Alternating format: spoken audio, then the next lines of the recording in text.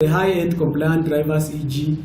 Drunk drivers, we want this committee to come up with a way forward. Are you going to be having a drunk driver on the road and keep having him? I don't want to share this, but this has happened to us where we've gotten a drunk driver 3 times and the transporter still puts him onto the road. We're not saying it's bad, but have this guy cancelled, run through some kind of forum before you can get him back onto the road. And then, of course, the stakeholders consider to have their fleet on journey management.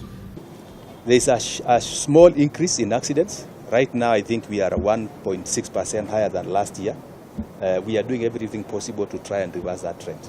However, if you look at what we have been using as measurements for road safety in this country, we also want to change that, because it's supposed to be a ratio between the population per 100,000 people. How many people are we losing? What is the ratio of people we are losing vis-a-vis the population of our vehicles? We have been looking at absolute numbers, 3,900 and something, 2,900 and something. We want to focus now and say the international best practice is a ratio between the population and the population of vehicles. The PSV actually are leading currently, followed by heavy commercial vehicles, then followed by PSV. However, the border is increasing at an alarming rate. And that is another sector that we really must put a lot of efforts, because you have seen how they break rules, traffic rules, without even regard to anything.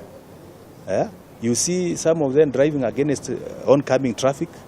It's a big problem.